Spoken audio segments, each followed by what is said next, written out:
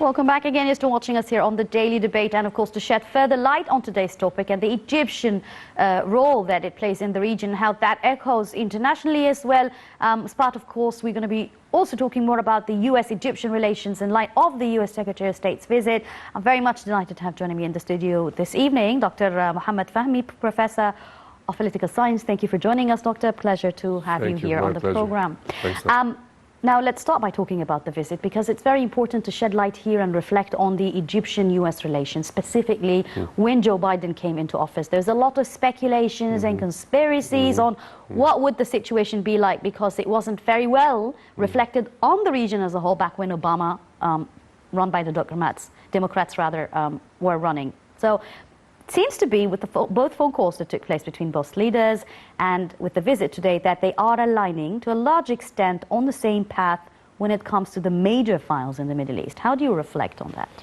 Exactly. I mean, I think it's a very important point, what you mentioned earlier regarding the initial speculation regarding Egyptian-American relationships, especially after the inauguration of President Joe Biden.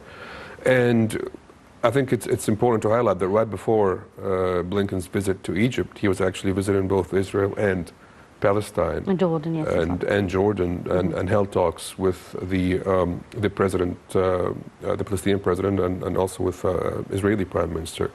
So this highlights to a great extent the important role of Egypt as a major key player in the peace process. And even though there were voices that were,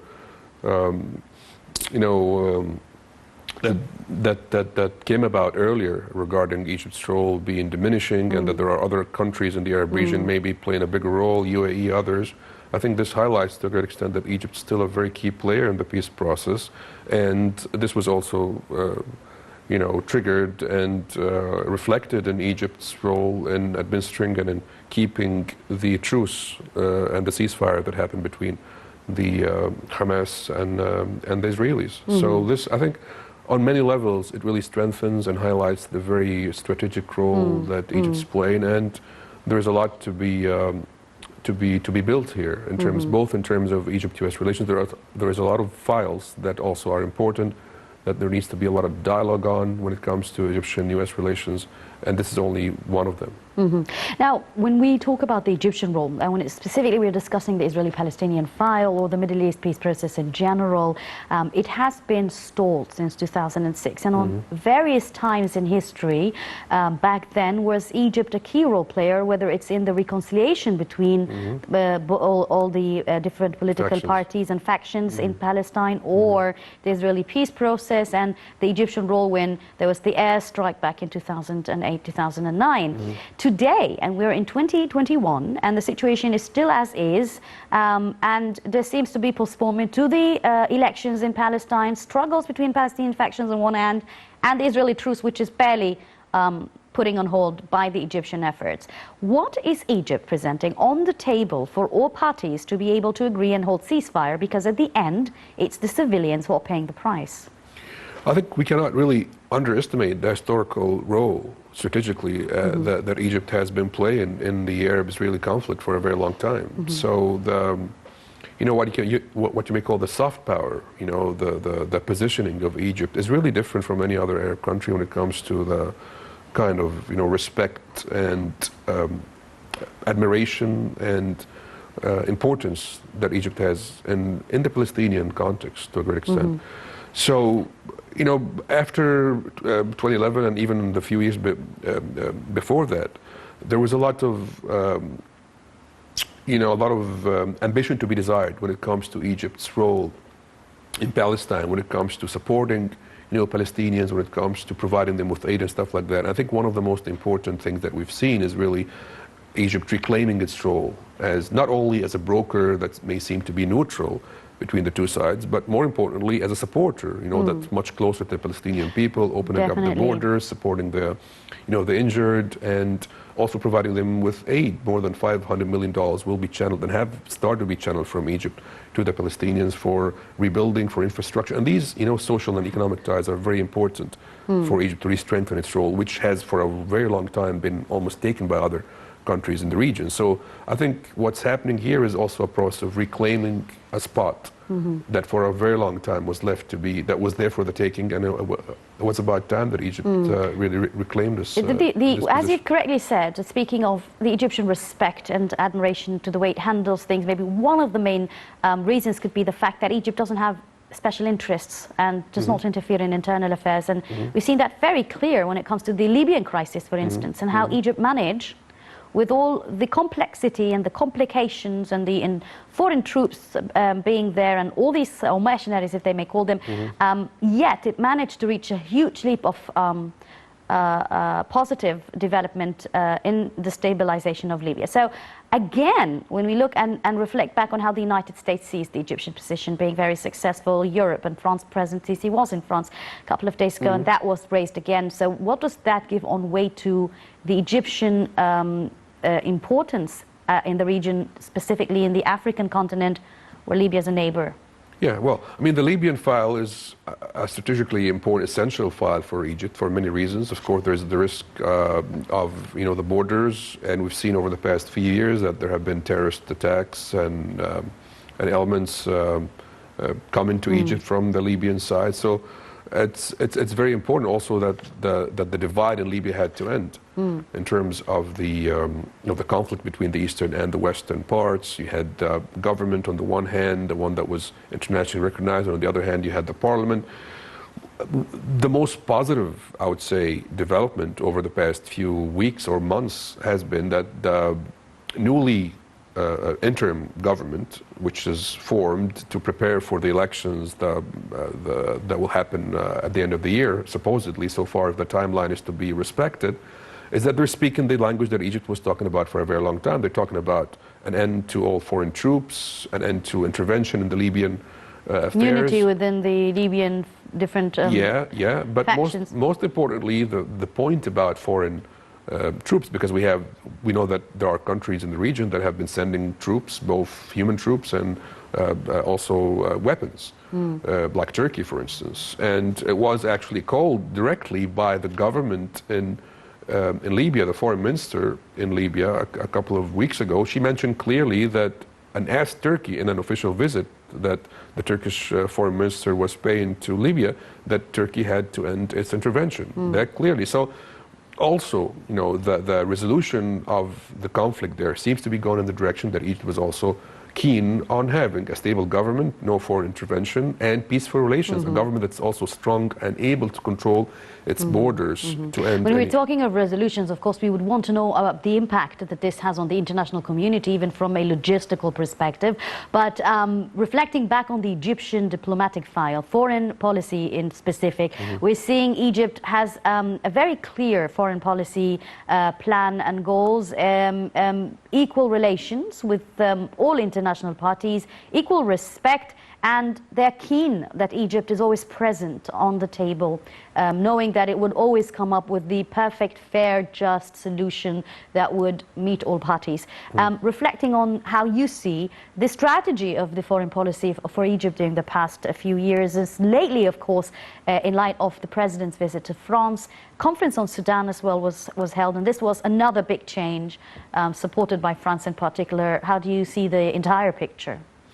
Well, I mean, the conflict in Ethiopia, between Egypt, Sudan, and Ethiopia, is a very hot crisis at the moment, and it was really important, of course, which is one of the files that was discussed today with Blinken as well. Yes, of course. I mean, you cannot possibly be with the most powerful, country in the world and not talk about this issue, which is really very. Especially that the U.S. was brokering, being a mediator, at some point. With the previous administration under President Trump, a deal that Egypt perceived was representative of all the interests of the parties. Ethiopia did not sign off on it, and they're still stalling up until this moment. So definitely with the U.S. and with Egypt's intention and willingness to still resolve the issue in a peaceful manner with the involvement of all countries, it definitely makes sense for the U.S. to be involved. The U.S. actually a few weeks ago did voice out a suggestion, a proposal on the table that was,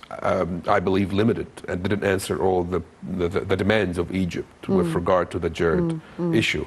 So in short, both points for a president to be in France while the discussions about the Sudanese government were taking place was very important, because also France is a key player with strong ties with all African nations, including Ethiopia and Sudan.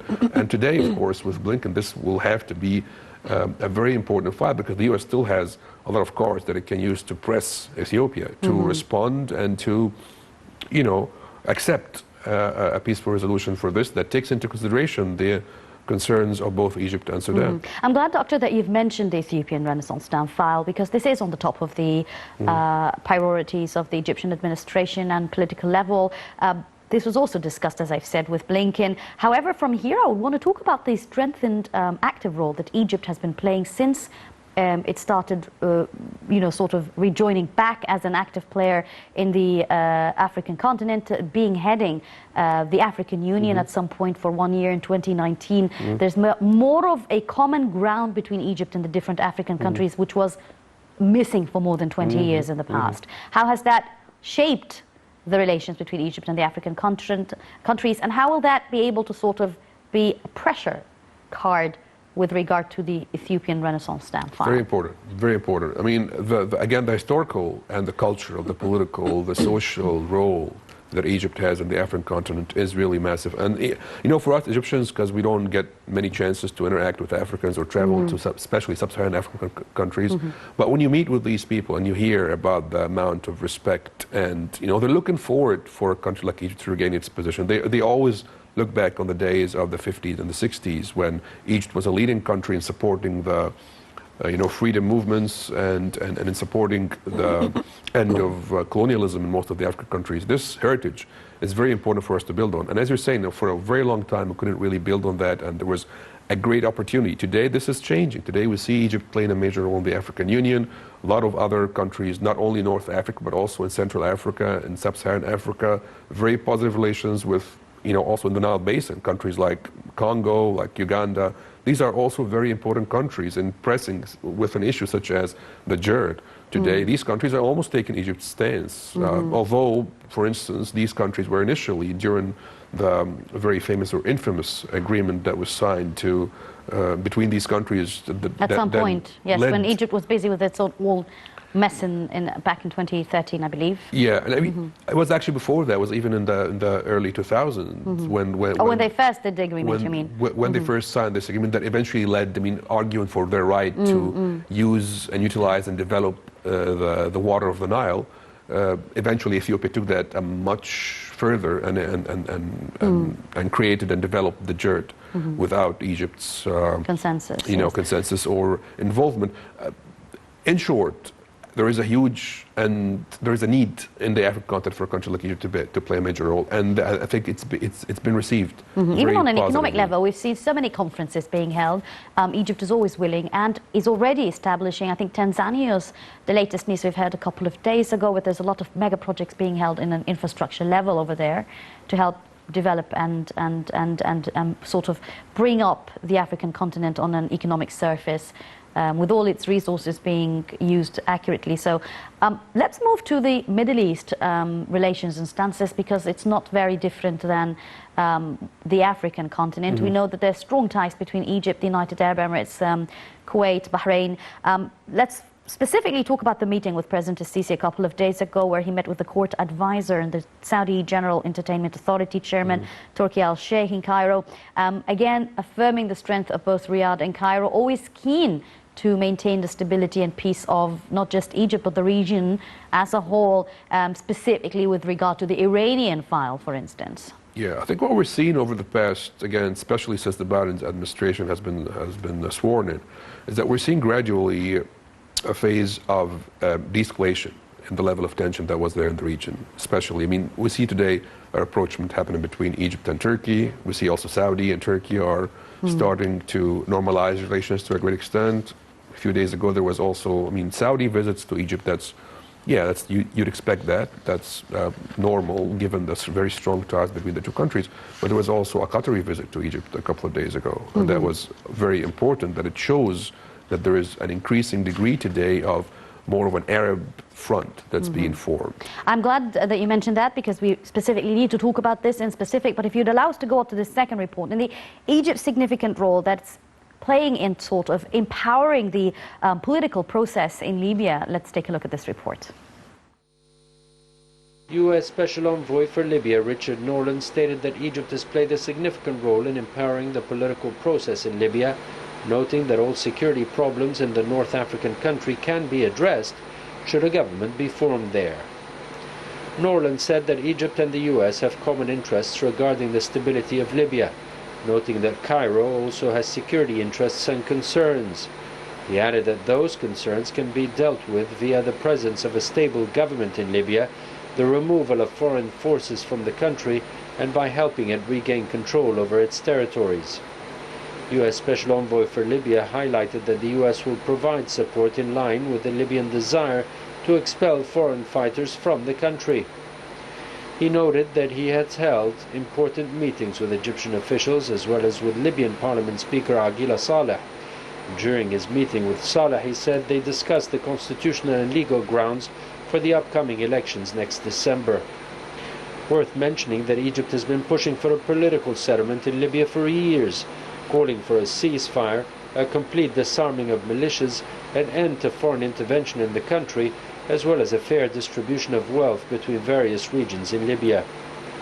As a result of Egypt's considerable effort, in February, a new Libyan unified interim executive authority comprising 4 leaders was chosen, with the assistance of a United Nations mediated process to guide Libya through to national elections in December. Mohamed was chosen to head a 3-member presidential council, and Abdelhamid Dibeiba was named interim prime minister. Welcome back again. You're still watching us here on the Daily Debate. Still delighted to have joining me in the studio Dr. Mohamed Fahmy, a professor of political science. Dr. Mohamed, before we went out with this report, you were correctly mentioning the president who received the Qatari foreign minister, who had expressed his appreciation of Egypt's strategic role, of course, under the leadership of President Sisi, and also delivered to him an invitation by the Emir of Kuwait, Emir Tamim, for an official visit. Now, we're seeing a very different approach happening, an initiative happening between Turkey and Qatar towards Egypt at this stance. And we talk about the timing, because at the end of the day, how can we say it? The results or the actions of both countries do not seem to align with what Egypt has always required since the start of this interference. I think there's a change. I mean, change has been observed in the policies of Turkey and Qatar. We have to understand also that, you know, in what context are you saying that there has been change? I mean, first of all, silencing the media that was stemming from Turkey attacking the Egyptian regime and Egypt in general. But you're talking about Turkey. It hasn't stopped in Qatar yet. It changed. The tone has changed. The tone has changed. A few days ago, we saw for the first time the Egyptian foreign minister hosted on the Qatari network, Jazeera, and the efforts of Egypt that Egypt did in setting the ceasefire was mentioned positively also on Jazeera. So there's a change in the tone. Not all of Egypt's demands, of course, were met, but I think what Qatar is saying or doing is that this is Qatar. You know, I think what they're doing is that they're trying to set aside the Muslim Brotherhood file. They're saying that they don't see that that they're relevant anymore. They're trying to focus on issues of bilateral relations between Egypt and Qatar, investment in Egypt. We know that there is a lot of investments in Egypt from the Qatari side, and they're keen on enhancing these investments. And I think from Egypt's standpoint, they're willing to listen. Egypt's willing to listen to what Qatar has to offer. From Turkey's standpoint, we also see an escalation in the conflict in Libya. As we were just mentioning a few minutes ago, that Turkey is now taking a step back. They're not as adamant as before on trying to change or build a system or a regime there that's completely under their wings. They understand that there are other powers in the region that are trying to also and that have interests there. And they also have a lot of interest in the Mediterranean region. They have oil and gas, in the Eastern Mediterranean, and they understand that they cannot, or they understood the hard way, that they cannot have it their own way without coordinating now maybe with Egypt. we were talking in the break about how politics is just a very complicated thing, and at the end of the day, you would change your positions to meet your interests at some point.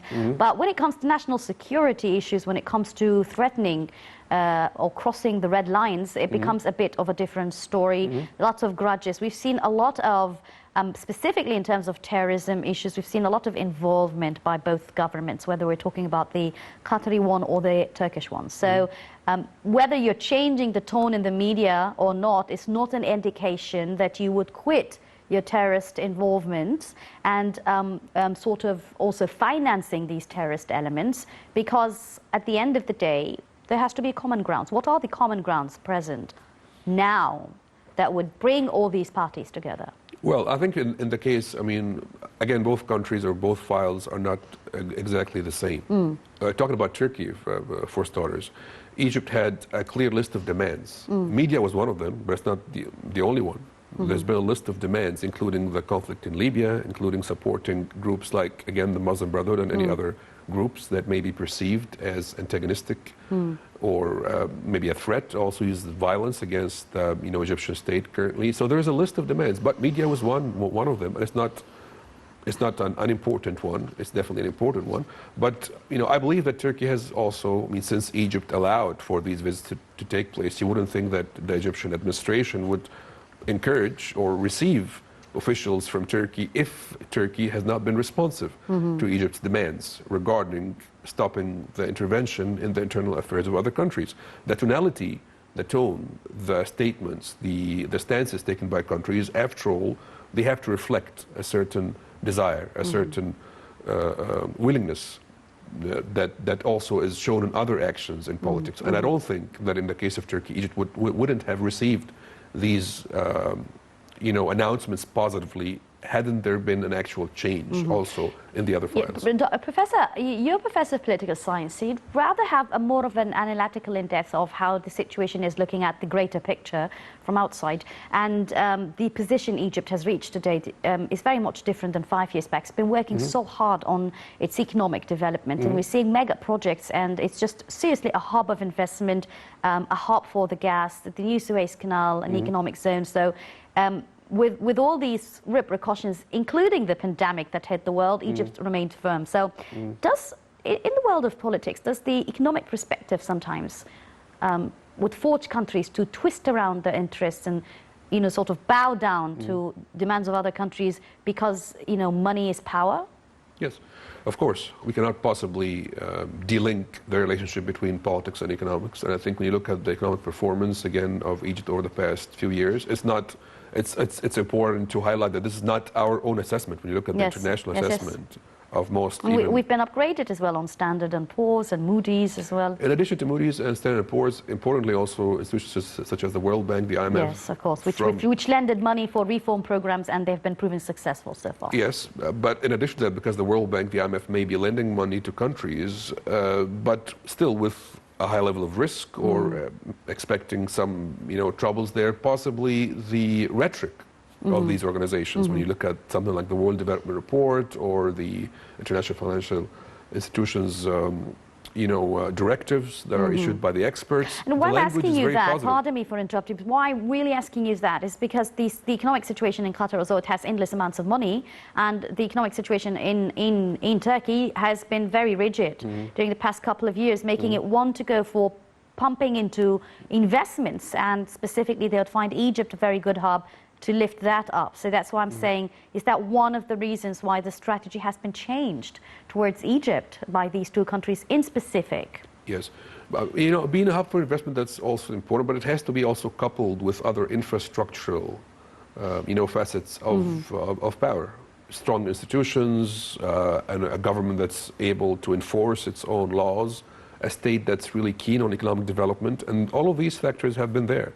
And they definitely provide a very positive picture for the economic prospects of the country. And again, this is the testimony of international financial institutions, not only of people in Egypt. So definitely, this changed the picture. And it also highlights the need of countries like Turkey, like Qatar, to build on their relations with Egypt. And this is happening now, indeed. Yes, it is indeed. Now, the political and diplomatic relations between Egypt and countries like China and Russia in particular is also very strong, whether it's in terms of investment, even on a cultural level. But it's also important to have an influence on the permanent members of the United Nations Security Council when it comes to resolutions and formulating resolutions that would not just pressure certain countries and situations, but able to facilitate an easy veto to pass through that.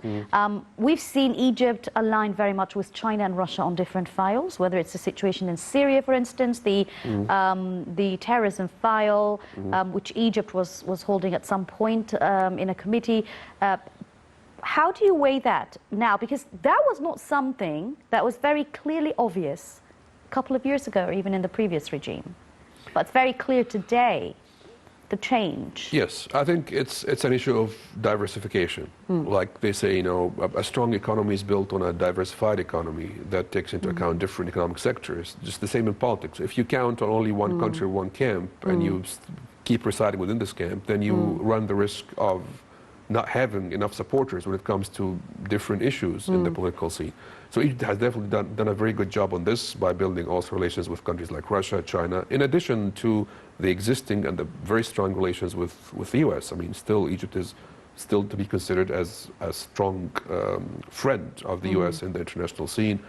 Political, military ties, other ties, also the peace process that we just talked about. So having this level of flexibility and of diversification in positive relations in the international scene is a great asset that I think... Another aspect, and building out on the economic development and how that strengthened relations between countries further, let's talk more about the tripartite meeting that took place on a number of times in a short period of months, and I'm specifically talking about Jordan, Iraq and Egypt, which again is a different twist to taking a greater look and risk on challenging the security issues in Iraq, pardon me, but at the same time looking forward to developing the economic infrastructure and level between these three countries. Has that sort of created a kind of a belt, if I may say, a protective belt, and sort of drew a line between different interests of different ethnic groups, if I may say, specifically the Iranian-backed and the Iraqi Sunni-backed, because it's a very sensitive story, but a lot of people say, well, this is the main point of this all coming in. I think for the most part, Egypt is perceived as a relatively, effective player in the Iraqi file. We don't necessarily have a preference for one side over the other. We have good ties with some of the groups that may be considered as closer to Iran. There's also the historical role of Egypt as a predominantly Sunni Arab country, so we have also very good ties with the Sunni camp there. So yes, Egypt has the ability to play a positive role there that's perceived on an equal stance by most of the factions and sects. In Iraq, you rightly mentioned the issue of economic role, and Egypt does have investments in Iraq, and these investments are expected to increase in the coming period. And I think over the past few years, Egypt has been perceived as a supporter of the political process in Iraq. And with the new Iraqi government that's currently trying to put the pieces together and build a strong Iraqi state, I think there is a big role for Egypt to be played there. Absolutely. Unfortunately, our time is up, and I'd like to thank you once again, Dr. Mohamed Fahmy, a Professor of Political Science. Thank you for joining me on the Daily Debate. My pleasure. Thank you very Thanks much. a lot. And brings us to the end of our episode of the Daily Debate. I'm Yasmin Bakir signing off. Thank you for watching.